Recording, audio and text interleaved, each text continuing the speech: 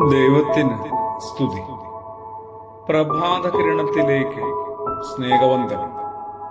ഭാഗം 1822. ഇന്ന് ഡിസംബർ മാസം 26-ാം തീയതി. ഈ ആണ്ടിലെ 361-ാമത്തെ ദിവസത്തിലെത്തി. 5 ദിവസങ്ങൾ കൂടിയുള്ളൂ ഈ വർഷം കടന്നുപോകാനായിട്ട്. വൈകിയെങ്കിൽ നമ്മളും അതിനായിട്ട് ഒന്ന് കാര്യമായി ഒരുങ്ങണ്ടേ. സുറിയാനി സഭയെ സംബന്ധിച്ച് ഇന്ന് പരിശുദ്ധ ദൈവമാതാവിന്റെ പുകഴ്ച പെരുന്നാൾ കൂടിയാണ്. അതെ,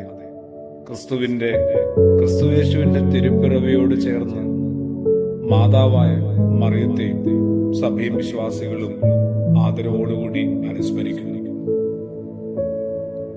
വിശുദ്ധനായ മത്തായി ശ്ലീഹായുടെ സുവിശേഷത്തില് ആ വിദ്വാൻമാര് യേശു കുഞ്ഞുവിനെ അന്വേഷിച്ചെത്തിയ ജ്ഞാനികളായ മനുഷ്യർ അവർ കാഴ്ചകളൊക്കെയായി ഒടുവില് കുഞ്ഞിനെ കണ്ടെത്തുന്നു. അവന്റെ അമ്മയായ മറിയത്തോട് ചേർന്ന കുഞ്ഞിനെ അവർ കണ്ടെത്തുന്നത്. അങ്ങനെയാണ് സുവിശേഷം സാക്ഷ്യപ്പെടുത്തുന്നത്. അതുകൊണ്ട് തന്നെ അമ്മ മറിയത്തെ വിട്ട് എങ്ങനെയാണ് ഒരാൾക്ക് യേശുവിങ്കിൽ എത്താൻ പറ്റുക? അമ്മയെ കുറെ കൂടി ആദരവോടുകൂടി നമ്മളും നമ്മുടെ ജീവിതത്തോട് ചേർത്ത് പിടിക്കുക. ഈ തിരുപ്പിറവിയോട് അനുബന്ധിച്ചുള്ള വളരെ ഹൃദയസ്പർശിയായ ഒരു രംഗമുണ്ട്. പരിശുദ്ധ അമ്മ മറിയവും എലിശബായും തമ്മിൽ കണ്ടുമുട്ടുന്ന അവസരമാണ്. പരിശുദ്ധാത്മാവ് നിറഞ്ഞവളായി എലിശബ പറയുന്നൊരു കാര്യമുണ്ട്.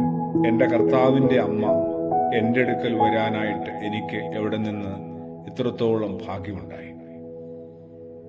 വേദപുസ്തകത്തില് സുവിശേഷത്തില് പരിശുദ്ധ മറിയത്തിന് കിട്ടുന്ന വലിയൊരു വാഴ്ത്തലാണ് എന്റെ കർത്താവിന്റെ അമ്മ.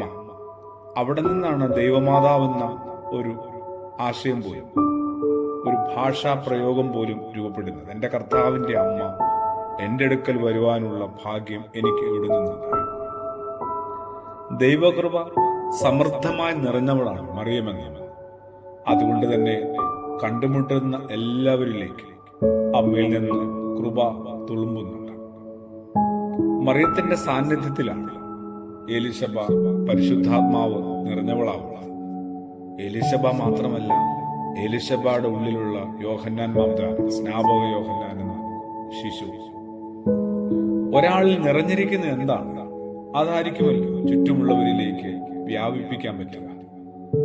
നന്മ നിറഞ്ഞ മനുഷ്യരായിട്ട് മാറാനായിട്ട് നമുക്കും പരിശ്രമിക്കാം.